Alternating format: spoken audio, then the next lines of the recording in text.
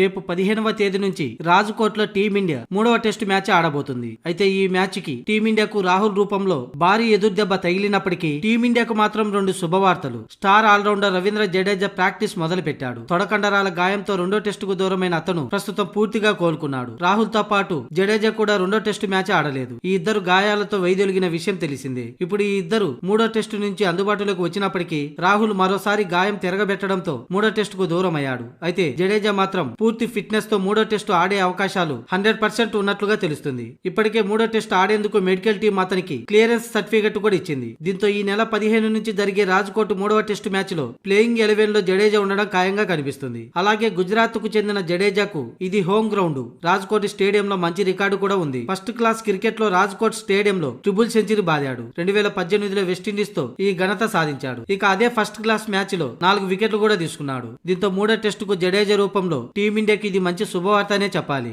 ఇకపోతే టీమిండియాకు మరో శుభవార్త కూడా ఉంది. రాజ్కోట్ పిచ్ స్పిన్నర్లకు సహకారంగా ఉంటుంది. ఈ పిచ్ లో బ్యాట్స్మెన్లు కూడా చెలరేగే అవకాశం ఉంది. రాజ్కోట్ పిచ్ టెస్టు మ్యాచ్లకు అద్భుతమైన వికెట్. మ్యాచ్ సాగుతున్న కొద్దీ పిచ్ పై స్పిన్నర్లు ఆధిపత్యం చెలాయిస్తారు. అలాగే ఈ పిచ్ లో బ్యాట్స్మెన్లు కూడా చెలరేగే అవకాశం ఉంది. ఇక ఈ మైదానంలో భారత జట్టు టెస్టు గణాంకాలు అద్భుతంగా ఉన్నాయి. రాజ్కోట్ గడ్డపై టీమిండియాకు ఇప్పటి వరకు ఓటమే ఎదురు కాలేదు. ఇటువంటి పరిస్థితుల్లో విజయాల పరంపరను కొనసాగిస్తూనే 3వ టెస్టులో విజయం సాధించడం భారత జట్టుకు పెద్ద కష్టం కాకపోవచ్చని రాజ్కోట్ పిచ్ లో గత రికార్డులే ఇందుకు నిదర్శనంగా చెప్పుకోవాలి. ఇప్పటి వరకు 2 టెస్టు మ్యాచ్లు ఆడింది రాజ్కోట్ మైదానంలో. ఒక్క మ్యాచ్ కూడా టీమిండియా ఓడిపోలేదు.